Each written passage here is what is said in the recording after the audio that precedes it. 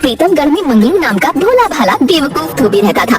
उसकी बेवकूफी का फायदा उठाकर अक्सर लोग उससे अपना काम फ्री में करवा लेते थे। मंगलू की शादी शीला से हुई थी, जो बुद्धिमान थी। सुनो जी, नदी पर से आते समय सब्जी लेते आना। ठीक है भाग्यवान, समझ गया। अब मैं चलता हूँ। चल मेरा वीरू और धन्नो नदी किनारे, अपने काम पर लग जा। सीधा नदी किनारे ही जाना, इधर उधर मत चले जाना। देख रहा है ना वीरू, अपने जैसा बेवकूफ समझ रखा है हमें। क्या करोगे भाई, वो कहते हैं ना कि अल्लाह मेहरबान तो गधा के मालिक पहलवान। शुक्र करो मालिक कि हम जैसा इंटेलिजेंट गधा के आप मालिक हो, नहीं तो दूसरे गधाए रहते तो बता देता तुम्हें कि खच्चर क्या होता है।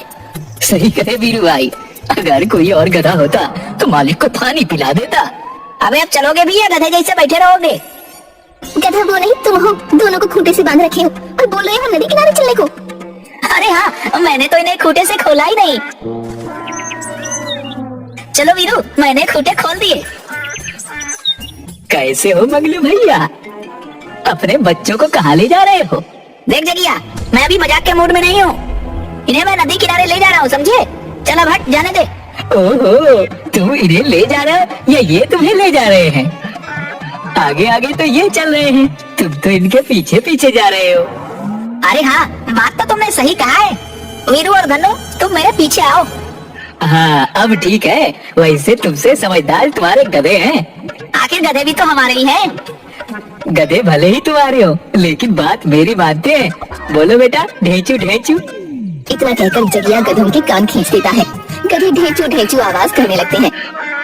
देखा, अब बोलो। वीरू और धन्नो, इस बदमाश की बात मत मानो, चुपचाप नदी किनारे चलो। जगिया कई बार गधों को छेड़ता है, गधे ढेंचू ढेंचू करते हैं। मंगलू 2-3 बार पीछे मुड़कर देखता है और वीरू और धन्नो को ढेंचू ढेंचू करने के लिए मना करता है। फिर वो आगे की ओर चला जाता है। इधर जगिया गधों को खोलकर अपने साथ ले जाता है। मंगलू गधों की ढेंचू ढेंचू की आवाज को इग्नोर कर खाली रस्सी पकड़े आगे बढ़ जाता है। रास्ते में मंगलू को खाली रस्सी पकड़कर चलते देख पंडित ज्ञानचंद टोकता है। क्यों मंगलू, कहाँ जा रहे हो अकेले अकेले रस्सी पकड़कर? क्यों पंडित जी, आपकी आंखें कमजोर हो गई है लगता है। देख नहीं रहे कि गधों को लेकर नदी किनारे जा रहा हूँ? मंगलू भाई, लगता है तुम्हारी बुद्धि के साथ साथ नजर भी कमजोर होती जा रही है। पीछे मुड़कर देखो, तुम्हारे गधे हैं कहाँ? अरे मेरे गधे कहाँ गए? अभी अभी तो मेरे साथ थे। जगिया मेरे गधों को चुरा कर ले गया। कोई पकड़ो उसको, मेरा गधा लेकर भाग गया। मंगलू जाकर शीला को सारी कहानी बताता है। शीला अपना सिर पीट लेती है। 2 गधे ही अपने पास थे, वो भी तुमने चोरी करवा दिए। अब हम लोग क्या करेंगे, कैसे जिएंगे? जो भी कपड़े धोकर कमाते थे वो भी खत्म हो गया। क्या करे भाग्यवान, हमारे नसीब में शायद यही लिखा था। ऊपर वाले शायद नहीं चाहते कि हम ये काम करें। ऊपर वाले भी उसी की मदद करते हैं जो काम करता है। मैं तो तन मन लगाकर काम करता हूँ, फिर भगवान हमारी मदद क्यों नहीं करते? शायद भगवान हमारी परीक्षा ले रहे हैं। गधों के बिना मंगलू धोबी का काम ठप हो जाता है। जैसे तैसे 2-4 कपड़े धोकर वो सुखाता, उन्हें कस्टमर को देता, लेकिन इससे दाल रोटी भी चलना मुश्किल हो जाती है। कुछ ही दिनों में घर का सारा राशन खत्म हो जाता है। एक दिन मंगलू का बेटा बंकू और जुगनू अपनी माँ से छोले कुलचे खाने की जिद करता है। बंकू भैया देखो ना, साइकिल पर छोले कुलचे वाला आया है। सब लड़के खा रहे हैं। बहुत टेस्टी होता है क्या? सभी बोलते हैं बहुत अच्छा होता है। तुमने कभी खाए हैं छोले कुलचे? हाँ जुगनू, बहुत टेस्टी होते हैं। मैंने एक बार मुखिया जी की बेटी की शादी में छोले कुलचे खाए थे। उसका स्वाद अभी तक मुझे याद है। चल माँ से जिद करते हैं छोले कुलचे दिलाने के लिए। माँ, मेरी प्यारी अच्छी माँ, वो साइकिल पर छोले कुलचे बेचने वाला आया है। हमें भी छोले कुलचे खाने हैं। माँ दिला दो ना। बेटा, अभी छोले कुलचे खाने की औकात नहीं है हमारी। घर में कुछ भी राशन नहीं बचा। अब तो हम लोग खाना कैसे खाएं ये सोच रहे हैं। जब पैसे आएंगे तो छोले कुलचे तुम्हें खिला दूंगी। हमेशा तो यही बोलती हो। माँ कई सालों से बाहर का कुछ नहीं खाया, एक छोले कुलचे ही तो खिलाने हैं। खिला दो ना माँ, फिर हम कुछ नहीं मांगेंगे, बल्कि हम 2 दिन तक खाना भी नहीं मांगेंगे। हमें छोले कुलचे दिला दो। बात को समझो मेरे बच्चे, तुम्हारे पिताजी के चलते 2 जो गधे थे अपने पास, वो भी चले गए। अब हमारे पास कोई रोजगार भी नहीं है। आज वो मुखिया के खेत पे काम करने गए हैं। पता नहीं अब हम लोगों का क्या होने वाला है। मुझे कुछ भी नहीं सुनना, मुझे छोले कुलचे चाहिए। मैं छोले कुलचे खाऊंगा। शीला लगातार समझाई जा रही थी, लेकिन जुगनू अपनी जिद पर अड़ा था। वो बार बार छोले कुलचे खाने की रट लगाए जा रहा था। शीला अपने आपे से बाहर हो जाती है और जुगनू और बंकू को 2-2 तमाचे जड़ देती है। दोनों रोते रोते भूखे पेट शाम को ही सो जाते हैं। रात में करीब 8 बजे मंगलू मुखिया जी के खेत पर से काम करके लौटता है। शीला, आज बच्चे बहुत जल्दी ही सो गए, क्या बात है? बहुत जिद्दी हो गए हैं दोनों। छोले कुलचे खाने की जिद कर रहे थे। हमने उन्हें समझाया कि जब हमारी स्थिति अच्छी हो जाएगी तब खिला दूंगी, लेकिन दोनों जिद पर अड़े थे। मैंने इन्हें 2-2 तमाचे मार दिए। बेचारे रोते रोते सो गए। हे भगवान, हमारी गरीबी का सजा इन मासूमों को क्यों दे रहे हो? ये गमछे में क्या लाए हो? वह मुखिया जी ने कुछ चने आते समय दे दिए थे। चने को पानी में भिगो देती हूँ, कल उन्हें इसके छोले और आटे के कुलचे बनाकर खिला दूंगी। दूसरे दिन शीला सुबह सुबह ही चने के छोले और आटे के कुलचे बना देती है और बंकू और जुगनू को खाने के लिए देती है। जुगनू और बंकू छोले कुलचे खाकर बहुत खुश हो जाते हैं और पूरे मोहल्ले में जाकर बताते हैं कि उन्होंने आज छोले कुलचे खाए। दोपहर में पंडित ज्ञानचंद मंगलू के घर अपने भगवान के कपड़े धुलवाने आते हैं। मंगलू, अरे ओ मंगलू, कहाँ है भाई? अरे पंडित जी, आइए आइए, बताइए कैसे आना हुआ? अरे मंगलू भाई, तू तो जानता है कि मैं पूजा पाठ करने वाला आदमी हूँ। मंदिर के सारे कपड़े पर्दे वगैरह गंदे हो गए हैं। अरे मेरी तो कमर दर्द का ऐसा बीमारी है कि मैं इसे धो नहीं सकता। सो मैं सारे कपड़े ले आया हूँ ताकि तुम मेरे भगवान के घर के सारे कपड़े को धो दो। अरे हाँ हाँ पंडित जी, क्यों नहीं, लाइए, मैं कपड़े धो दूंगा। आइए बैठिए ना। नहीं, अब मैं चलता हूँ। वैसे बहुत अच्छी महक आ रही है घर से। वो चने के कुलचे बनाए हैं जुगनू की माँ ने, आइए ना थोड़ा सा चख लीजिए। आपको थोड़ी सी भी अकल नहीं है? ये पंडित जी है, हमारे छोटी जाति के यहाँ कैसे खा सकते हैं? माफ कीजिएगा महाराज जी, आप तो जानते ही हैं ये मूर्ख है। अरे ऐसा नहीं है, मंगलू तो बहुत भोला वाला और सीधा है। और हाँ, मैं ये छुआछूत नहीं मानता। अगर ऐसा नहीं है तो महाराज हम गरीब का भी अन्न खा ले। ब्राह्मण को घर से भूखा नहीं भेजना चाहिए, दरिद्रता बढ़ती है। वैसे भी हम पहले से ही दरिद्र हैं। शीला पंडित ज्ञानचंद को छोले और कुलचे खाने को देती है।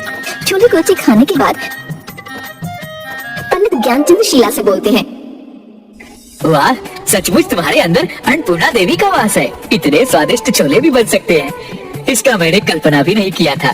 मंगलू, तुम क्यों नहीं छोले और कुलचे का बिजनेस शुरू करते हो? पर महाराज ये मैंने नहीं, शीला ने बनाई है। तो क्या हुआ, पति पत्नी दोनों मिलकर बिजनेस करो। मैं दावे के साथ कहता हूँ यह बिजनेस खूब चलेगा और तुम्हारी सारी दरिद्रता दूर हो जाएगी।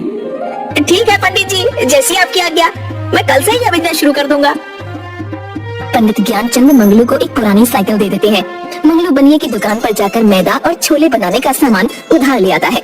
शीला छोले कुलचे बनाकर 2 बाल्टी में दे देती है, जिसे मंगलू साइकिल पर लादकर गांव में बेचने निकल पड़ता है। दोपहर होने के पहले ही उसके सारे छोले कुलचे बिक जाते हैं। वो वापस आकर बनिए का उधार लौटा देता है और कल के लिए दुगना सामान ले लेता है। दूसरे दिन भी मंगलू के सारे छोले कुलचे तुरंत बिक जाते हैं। जल्दी ही मंगलू के छोले कुलचे दूसरे गाँव में भी फेमस हो जाते हैं। उधर प्रीतमगढ़ के राजमहल में, रानी तारा, माफ करना, आने में थोड़ा विलंब हो गया। मैं जानता हूँ कि तुम रूठी हुई हो, लेकिन मैं क्या करूँ, जूनागढ़ के राजा हमारे यहाँ अगले सप्ताह पधार रहे हैं। सुना है कि वह खाने के बहुत शौकीन है। अगर उनके मन लायक खाना ना मिला तो वह नाराज भी हो सकते हैं। आपकी माफी तभी संभव है जब आप मुझे सोनपुर मेला दिखाने ले जाएं।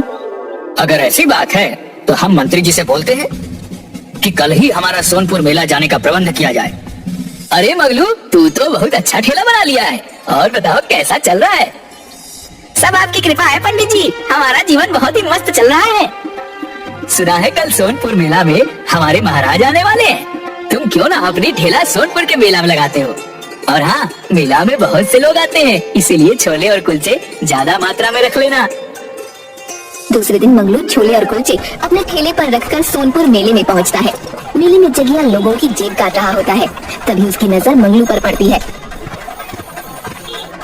अरे मंगलू भैया, क्या बात है, इतना सुंदर ठेला, पहनावे ओढ़ावे से तो अमीर लग रहे हो। कहीं लॉटरी वगैरह तो नहीं निकली तुम्हारी? ताश पत्ती तो तुम खेलते नहीं। तुम भी काफी बदले हुए नजर आ रहे हो। मंगलू से मंगलू भैया बोल रहे हो। पहले ये बताओ कि मेरे गधे वीरू और धन्नो कहाँ हैं? अरे मंगलू सेठ, इतने बड़े आदमी होकर पिछली बातों को लेकर बैठे हो। अगर गधों को मैं नहीं ले जाता तो तुम अभी गधे ही चला रहे होते। भैया बहुत भीड़ है, मुझे रख लो ना, तुम्हें एक आदमी की भी जरूरत है। ठीक है, लेकिन चालाकी नहीं। मंगलू भैया, आप सुधरने का मौका तो दो। ए चलो पीछे हटो, कोई धक्का मुक्की नहीं करेगा। सभी को छोले कुलचे मिलेंगे, सभी लाइन में लगो। वाह, पैसा वसूल, मेले का अमृत यही है, लाजवाब। मेले में अगर यह नहीं खाया तो मेला घूमना अधूरा है। मेले में लगी भीड़ में जगिया एक बार फिर मंगलू के गले पर हाथ साफ कर गया। क्या रे मंगलू, किसी पे भी भरोसा कर, लेकिन जगिया पे कभी नहीं। अब मेले के मजे लेता हूँ। अरे ये जगिया कहाँ गया? अरे ये क्या? जगिया मेरा सारा पैसा ले गया। वही बेवकूफ हूँ जो उस पर भरोसा किया। उसी वक्त महाराज खड़क सिंह भी अपनी रानी तारा के साथ रथ पर सवार होकर सोनपुर मेला पहुँचते हैं। महाराज, इस दुकान पर ऐसा क्या बिक रहा है जिसके लिए जनता की इतनी धक्का मुक्की हो रही है? मैं अभी सैनिकों को बोलकर पता लगवाता हूँ। एक सैनिक मंगलू की दुकान पर जाकर पता करता है और छोले कुलचे खाता है। साथ ही एक प्लेट छोले कुलचे महारानी तारा को लाकर देता है। मजा आ गया। महाराज, अगर ये छोले कुलचे वाला जूनागढ़ के राजा भैरव सिंह को अपने छोले कुलचे खिला दे तो महाराज प्रसन्न हो जाएंगे। ये लीजिए, आप भी थोड़ा सा चख लीजिए। सैनिक, उस छोले कुलचे वाले को बुलाओ। मंगलू, तुम्हारे छोले कुलचे बहुत ही स्वादिष्ट हैं। तुम अगर राजा भैरव सिंह को खुश कर दो तो हम तुम्हें ढेर सारा इनाम के साथ मुख्य बाजार में बड़ा सा दुकान देंगे। क्या महाराज, सच में? कहीं आप भी जगिया की तरह मेरा बेवकूफ तो नहीं बना रहे? अरे बेवकूफ, राजा हैं हम। शुक्र मनाओ, हम स्वयं आकर तुम्हें सेवा का मौका दे रहे हैं। माफी महाराज, माफी। मैं आपकी सेवा में रहूंगा। धन्यवाद। अगले सप्ताह जूनागढ़ के महाराज भैरव सिंह प्रीतमगढ़ आते हैं। ये चखिए महाराज, हमारे शाही छोले कुलचे। वाह, बहुत ही स्वादिष्ट, बेजोड़, लाजवाब। जी तो कर रहा है कि तुम्हारे राज्य पर आक्रमण कर दूं। व्यंजन हमने कभी नहीं खाया ये। और क्या महाराज, हमसे क्या भूल हो गई? और छोले कुलचे वाले को जीतकर अपनी शाही रसोईया बना लूं। मजाक कर रहा हूँ। मन प्रसन्न कर दिया आपने महाराज। इसका असली हकदार यह मंगलू है। ये लो मंगलू, मेरे तरफ से तुम्हारा इनाम। अगले महीने मेरी बेटी की शादी है, उसमें तुम ही छोले कुलचे बनाओगे। जी महाराज, आपकी आज्ञा सिर आंखों पर। धन्यवाद महाराज। अरे वाह, मेरी तो किस्मत चमक गई। वाह शीला, तुम तो शाही रसोइया की पत्नी बन गई। वाह किस्मत, धोबी से रसोइया बना दिया उस जगिया ने।